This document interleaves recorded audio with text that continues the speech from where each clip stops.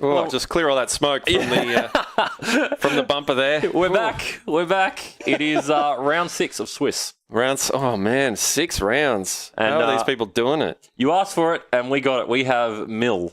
Yes. On table 1. I'm so excited for this. We have Anka Java. This deck is so cheeky, and it's one of those decks I find that you talk about. It's like rolling in the Crime Lords and doing all this cheeky stuff. Brilliant, Matt. Brilliant deck. I think this matchup actually accomplishes all those kind of theories, which is very exciting. Little downside is it's against Vader Raider. Well, a fast Vader Raider. So okay, that's a downside. Yes. Yeah, so it might be a bit unfortunate. Like we might see one of the big yellow fatties drop pretty quick. Mind you, Crime Lord Vader happens. A prize possession. Yeah, Vader is a thing. It all hurts. All right, it all hurts. So we have Matt Curtis undefeated 5-0 E Vader Raider versus Matt Jan playing E Java E Anka. I definitely should have played that deck, right? Oh man, this is a great. I'm not in small amount of favoritism. Matt Jan, big fan. Interesting. He's tied. I was going to say he's actually 4-1, not a 3-1. Yeah, it makes sense now. So Matt Jan being paired up against Matthew Curtis. So Matt is the only 5-0 in the room currently. So there's a good chance he's going top 8, right? Yeah, I believe even if he loses this, he's a lock for the top 8. Matt Jan's got a pretty good chance as well, given the strength of schedule. Without working out all the tournament math, couldn't tell you exactly, but good chance. So, yeah. So, X2, you're on the bubble at X2. Right. Well, that's pretty generous. Yep. That's always good to know. If you've lost those 2 games, you've still got a chance. Yep. All right. So, Matt winning the role, choosing his own battlefield. Now, what is interesting is he's actually choosing Otto Gunga, which is Heal 1 Shield. Heal 1 Shield. Heal 1 Shield? The best battlefield. It's been 6 rounds. Is Heal 1 Damage. Now, that's interesting. I've seen other variations of this deck that play the Mill 2 battlefield. Okay. But he's choosing that he feels that the life gain is better. So let's have a look at his list. Oh, look, that is valid. Yeah, I mean, totally.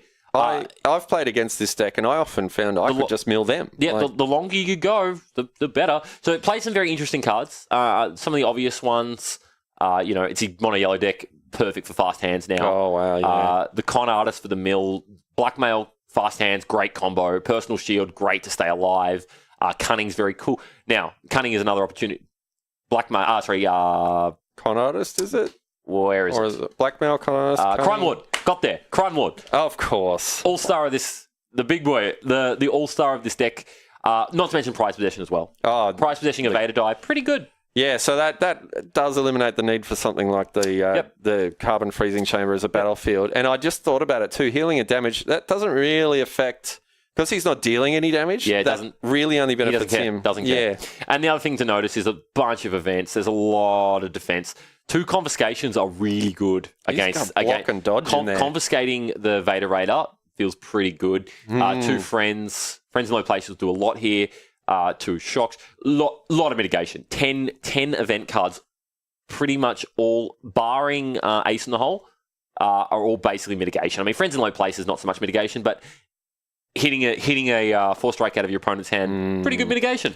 Yeah, well, look, from what I know of this deck, and I've played against it a couple of times, is it pretty much just aims to stop you having your turn, and then it goes to work. Yep. So on the other side of the table, we'll take a look. Well, actually, we've seen Matt's deck all the way through. We'll have a quick glimpse at it. Hasn't changed. It's a bunch of good cards. I should have played this deck down, Marcus. You're never gonna. You're just gonna keep kicking yourself, aren't you? I am kicking myself.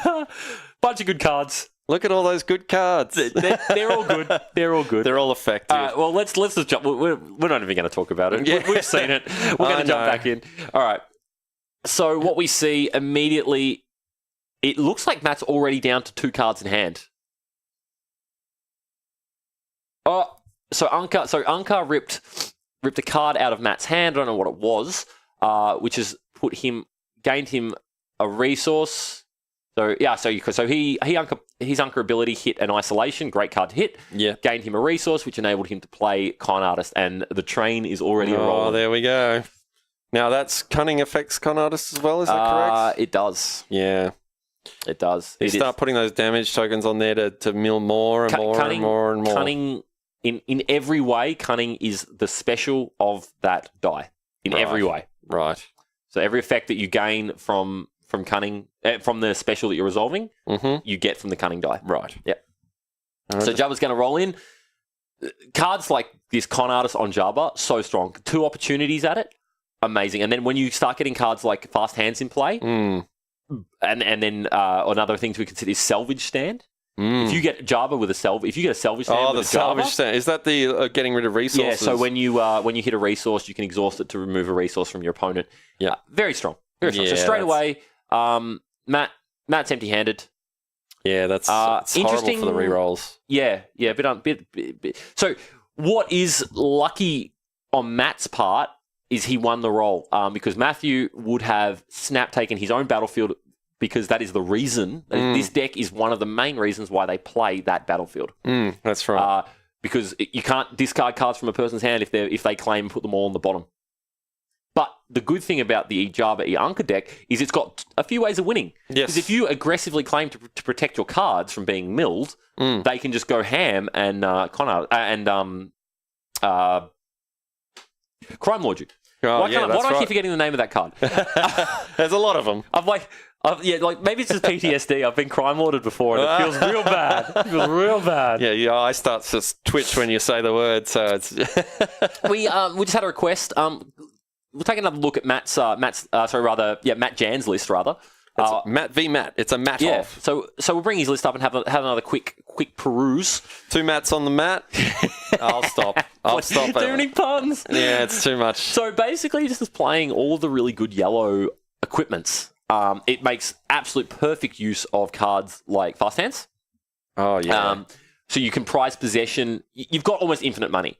You get so much money in this deck. Oh, when you run out, you just remove some dice and get a bunch more. Exactly. And the thing is, what it allows you to do is play cards like prize possession, but the sneaky thing is you play prize possession on the target they're not going for, obviously. Of course. So it gives you... There's a lot of ways to approach this deck. I've seen some lists that run friends in high places. Yes. Which is a bit sneaky. Yeah, that's still a bit of a luck of the draw, though, isn't definitely, it? But I mean, you're already playing Ace in the Hole. Yeah, that's true. That's true. Ace in the Hole Crime Lord's a thing. But is that... I mean, with all the focuses on Jabba, it's not really... I mean, there's a good chance if he has a focus in the pool, he could just... Ace, it's not a real risk, really. Ace in the Hole Crime Lord, when you got a focus out. That's right. You've got the money. That's it. It's down to your opponent to have mitigation. It's quite likely. And given that he can end a person's turn, stop all their mitigation. Yep. Comment about the 2 block and the dodge. Yeah, Matt is playing this list I feel quite defensively. And I'm a big fan of it. I think that's kind of, if I don't have this list built, but if I was to build it, I would very much err on the side of being a little bit more survival based.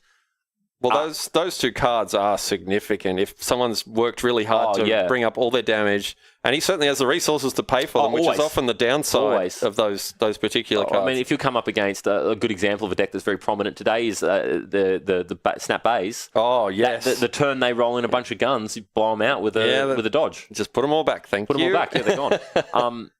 Now, what is interesting here is...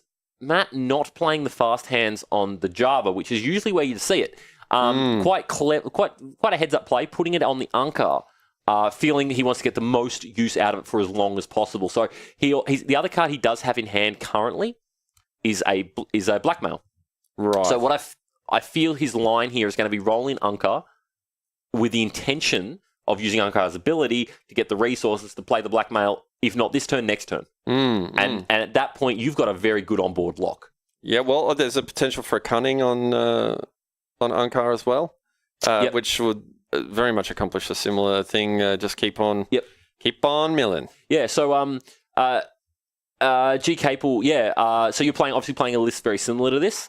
2 quarter portion, 2 flank, definitely flavorful cards. Quarter portion doesn't feel so bad. Yeah, that's not too bad. I don't think you mind giving him a resource. I don't mind giving him a resource, but at the same time, I don't see a reason why you'd play... I mean, it depends, right? Lothcat is another option. Is that hero? No, that's hero, I think. Lothcat's hero only, yeah, of course. Yeah, you're thinking of he doesn't like you or something like that. Yeah, personally, I'm not a big fan of flank in a 2-character list, because sometimes, in situations like this, you can just get stuck, where you've got a flank in hand, and you have to change the way you play to keep a character up. Yeah, and you really want to get characters. You want to get your dice in the pool fast in this deck.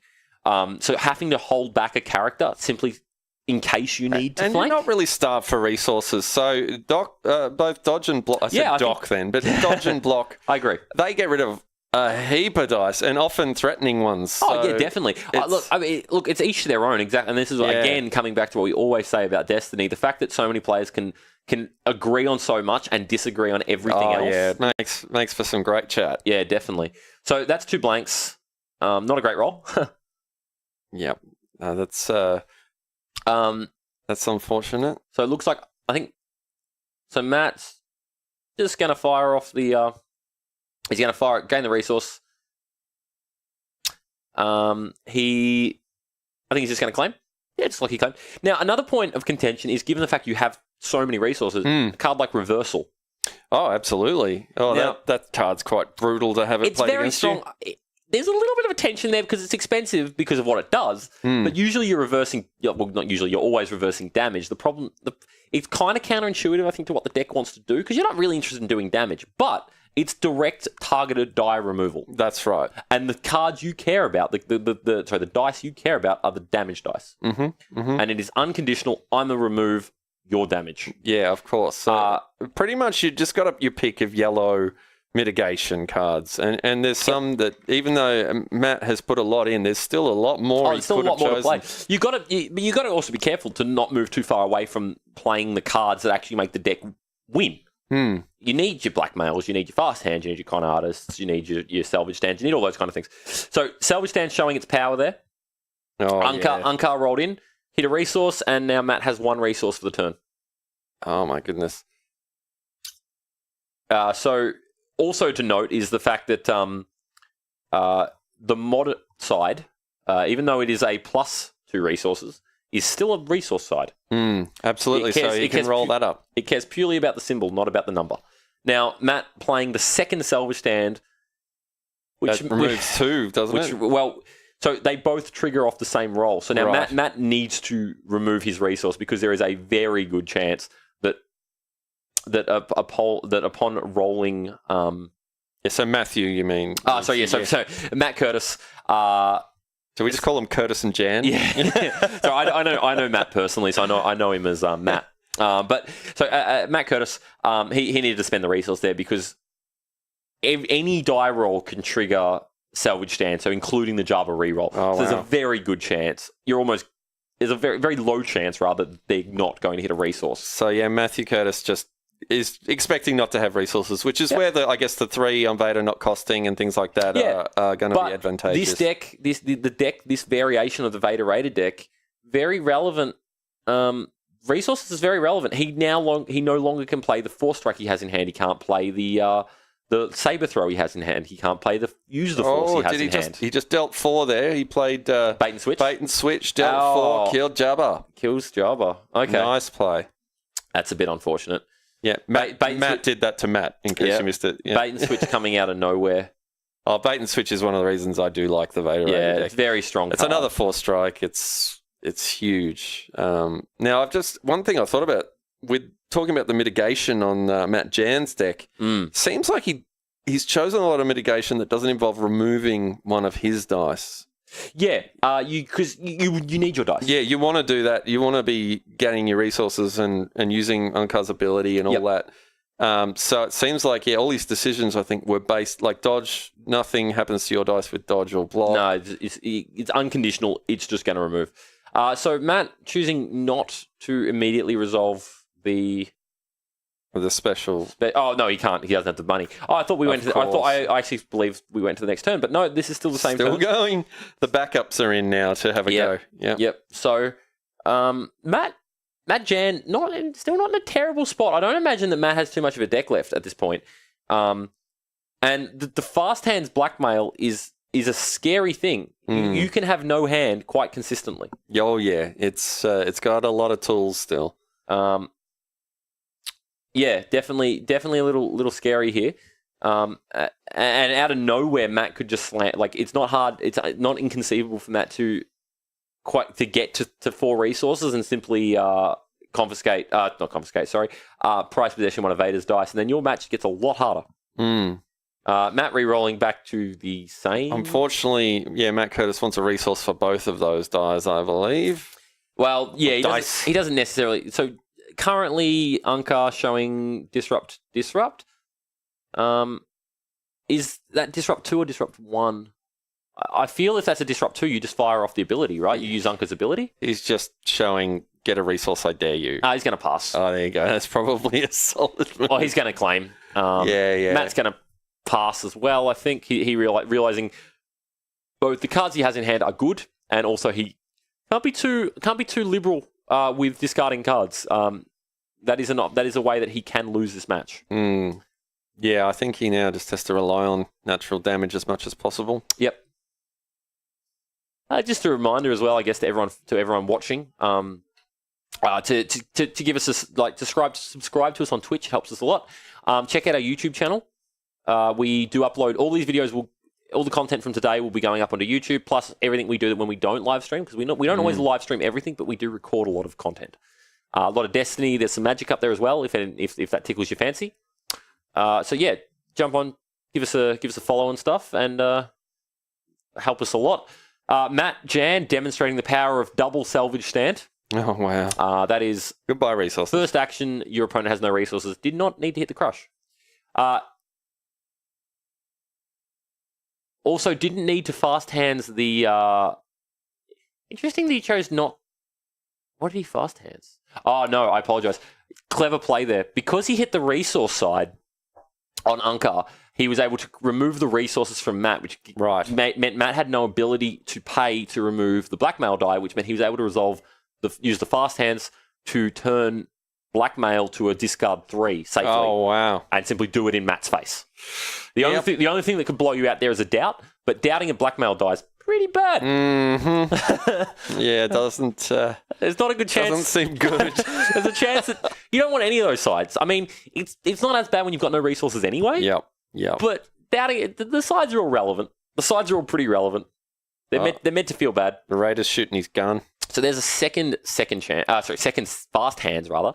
Matt sitting on a confiscate. So yeah, look, I think at some point you want to confiscate. I believe his line here is going to be confiscate the. Depending on what Vader rolls, I think you want to confiscate the vibro knife, and then hope to remove it from Matt's hand. How much does confiscate cost? You pay the amount equal to the upgrade. Of course. So to confiscate a vibro knife obviously would cost 2.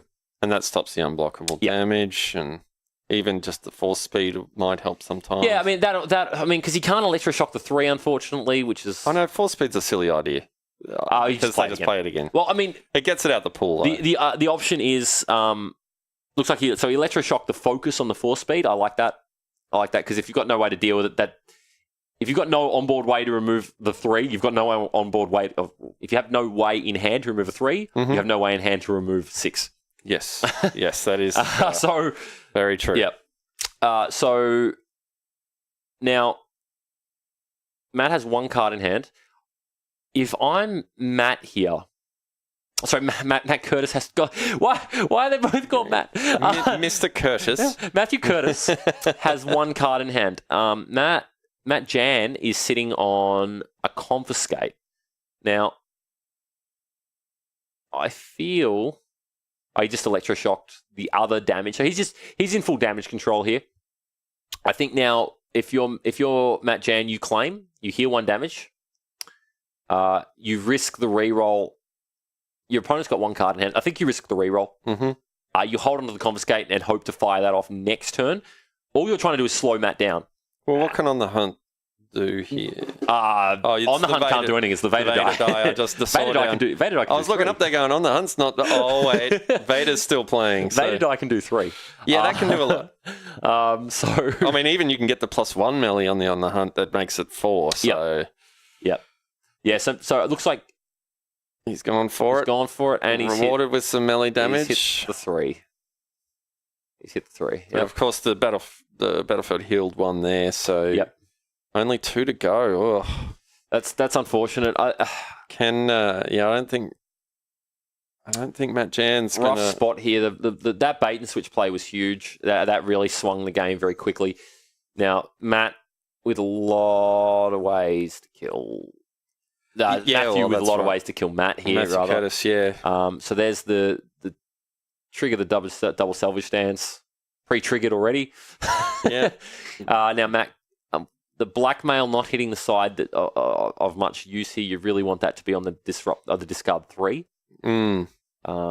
Yeah, you want to disable his turn as much as possible. Ideally, you want the discard 3. I think if you're Matt here, you simply roll in. Okay. No, again, we've discussed this. Matt is the safest player in the room. If there is a way of winning this turn or a way of winning in 10 turns, he'll win in 10. Yeah, well, I mean, there's no harm in putting the force speed out. Gets it out of his hands, stops it being milled. It's safer. He's not. He has a focus for Vader. It might be interesting just to get a little bit of feedback from the table there from maybe our producer to see if there's how many cards are left in Matt's deck. If I'm looking at that correctly, is it 2? Matthew Curtis's deck there. It looks like his deck's looking pretty slim. Yeah, it's getting pretty low. 3 cards maybe? Oh, he's counting them for us no, now. more than we thought. He's been very conservative. He refused to tell us. It's a trade secret. Typical Matt. Strategy. He's got to keep us on the edge of our close to his chest. Yeah. It is open information. So Yes. if Matt if Matt Jan did actually want to know, he would have to. Matt would know. Of course, as we mentioned before, we do know Matthew Curtis, and that answer does not surprise me. Difficult as always. Okay, cheeky 4 actions available here for Matthew Curtis. You're right. Presenting lethal as well. You're right, G. Capel. It is open information. So Matt Jan would have known. Matt Curtis would have just not 6 told us. I counted then. I believe it was 6. But either way, the roll will end the game, and that is Matt Curtis going undefeated. Now we'll jump over to feature match 2. We see Kirkpaul Smart with the other Vader Raider again. The other Vader Raider. Versing Steve Tuck. Oh, wow. Now, he's playing a very cool list. It is... Oh, yes, I know this list. I've seen him play this. Yes, it is the Rainbow Villain list, and it is quite strong. Yeah. FN's obviously been taken off the board by the looks. Yeah, so FN is usually the first target. As you can see, it plays a lot of weapons to fuel FN. And the riot control button is redeploy, I'm assuming. Yes, it is. There's a few redeploys. There's a few really cool lines, which I'll outline in a second. But looking at what's on board, so Anka is low. Anka's on 7 damage. Night Sister's on 3. Now, the 3 damage on Night Sister would have come simply from her ability of re-rolling die. Take 1 damage to reroll. Yes. And Tucky has very cleverly redeployed both his riot battens onto the Night Sister, because Night Sister is not the target. No, it doesn't seem that way. However, because they're going to redeploy. So Vader has taken 7. Yeah, it's still... but does have a Force Illusion in play. So unless Tucky's able to get 2 Vibro Knife in play, it's not going to matter. Just to make that unblockable, And it doesn't matter because... Is milling effective? Yeah, no, it looks like Kirk's got plenty of cards left. Anka just left play, so I'm not sure what was resolved there to do that, but Anka is dead.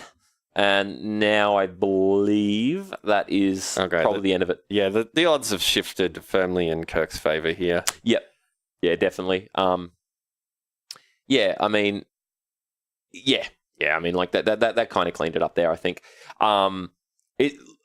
Don't be deceived by this deck that Steve Tuck is playing. It is very strong. Oh, absolutely. There are some very strong combos. If you notice, he'll be playing one Price of Failure and 2 Boundless Ambitions. Well, I mean, how many games will you have won to be getting up to these top tables? Oh, no, exactly. The deck can do some very good things. There's a very cool sequence that allows you to basically play a turn. Your opponent believes your turn is finished.